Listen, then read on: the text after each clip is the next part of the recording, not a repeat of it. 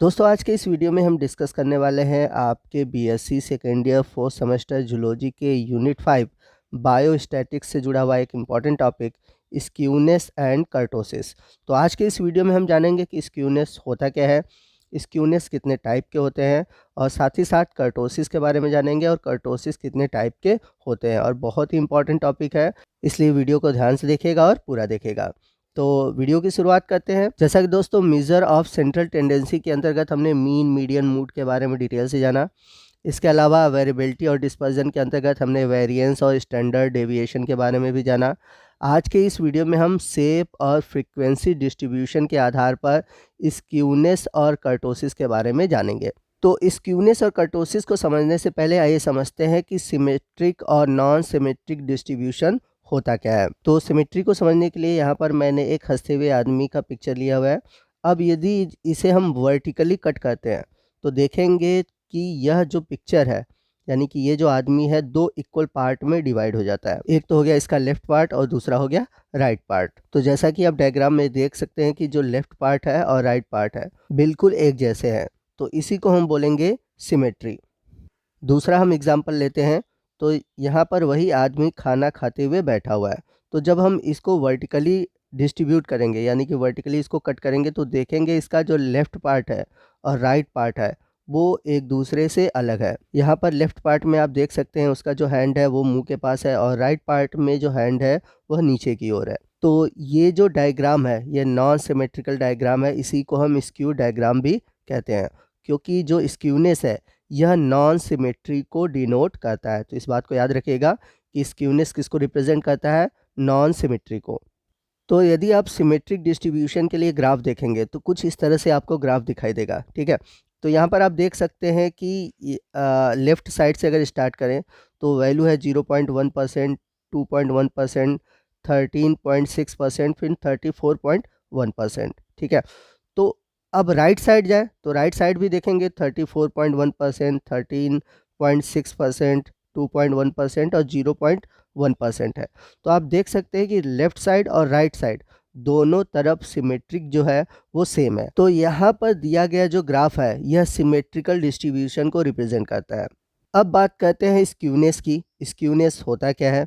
तो आपको बता दें कि स्क्यूनेस जो है यह एसिमेट्रिक डाटा को मेजर करता है, यानी कि इसके थ्रू हम नॉन सिमेट्रिक डाटा को रिप्रेजेंट करते हैं, ठीक। तो जितना कम सिमेट्री होगा उतना ही अधिक स्क्यूनेस होगा। तो यहाँ पर आपको बता दें कि नॉर्मल डिस्ट्रीब्यूशन के लिए जो स्क्यूनेस होती है वो 0 होती है और किसी भी तरह के सिमेट्रिकल डेटा के लिए स्क्यूनेस भी 0 होती है या 0 के आसपास होती है।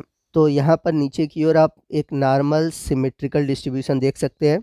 यहाँ पर मीन, मीडियन, मूड सभी की वैल्यू एक ही है, ठीक है। तो इस केस में जो स्क्यूनेस होगा वह 0 होगा। तो जब ग्राफ लेफ़्ट या राइट साइड की ओर डिस्ट्रीब्यूट हो तो दो तरह के स्क्यूनेस मिलते हैं, एक मिलता है पॉजिटिव स्क्यूनेस और दूसरा मिलता है निगेटिव स्क्यूनेस।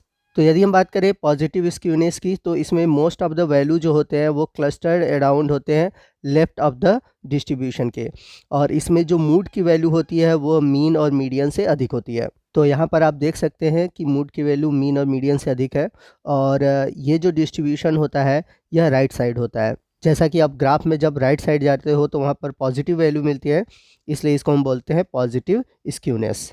तो यहाँ पर आपको बता दें कि पॉजिटिव स्क्यूनेस में जो डायरेक्शन होता है टेल का वो लॉन्ग टेल होता है।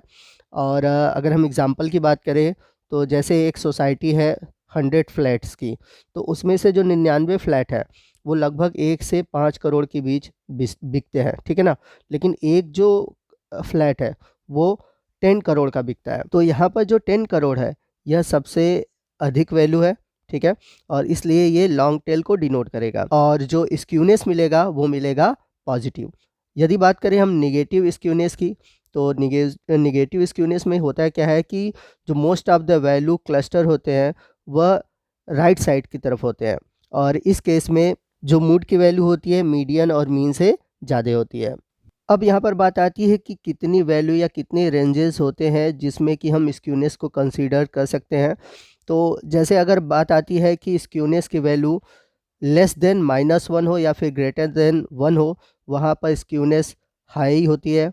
यदि स्क्यूनेस की वैल्यू -1 और -0.5 के बीच होती है या फिर 1 होती है तो वहाँ पर मॉडरेटली स्क्यूनेस मिलता है। और यदि स्क्यूनेस की वैल्यू -0.5 से लेकर +0.5 के बीच होता है तो वहाँ पर स्क्यूनेस अप्रॉक्सीमेटली सिमेट्रिकल होता है। तो याद रखिएगा, अगर हाई स्क्यूनेस चाहिए तो वैल्यू -1 से लेकर 1 से अधिक होना चाहिए। अगर बीच का स्क्यूनेस है तो वहाँ पर जो वैल्यू होगी -1 से लेकर -0.5 के बीच या फिर 0.5 से लेकर 1 के बीच होना चाहिए। और यदि स्क्यूनेस -0.5 से +0.5 के बीच है तो वह अप्रॉक्सीमेटली सिमेट्रिकल होता है। आइए नेक्स्ट हम बात करते हैं कर्टोसिस की। तो कर्टोसिस क्या होता है? तो कर्टोसिस मेज़र करता है ग्राफ के टेल को। जब डेटा में हैवी टेल होते हैं, ठीक है, या फिर लाइट टेल होते हैं तो वह कर्टोसिस को डिनोट करते हैं। तो higher the kurtosis heavier the tail, यानी कि अगर कर्टोसिस की वैल्यू अधिक है तो वहाँ पर जो ये टेल होगा वो बहुत बड़ा होगा।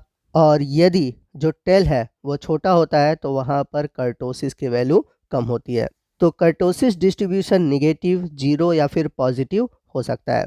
तो निगेटिव, पॉजिटिव या फिर जीरो होता है तो उस केस को हम क्या कहते हैं, आइए इसको हम समझते हैं। तो सबसे पहले बात करते हैं हम जीरो कर्टोसिस की, तो इसे हम मीजोकर्टिक भी कहते हैं। तो इस केस में जो ग्राफ बनेगा वो बेल शेप होता है और इसमें नॉर्मल डिस्ट्रीब्यूशन होता है और जो प्रोबेबली डेटा होते हैं, ठीक है, यानी कि जो पिक बनता है टेल का वो प्रायः जीरो और या जीरो के आसपास होता है। वही हम बात करें पॉजिटिव कर्टोसिस की, तो इसे हम लिप्टोकर्टिक भी कहते हैं।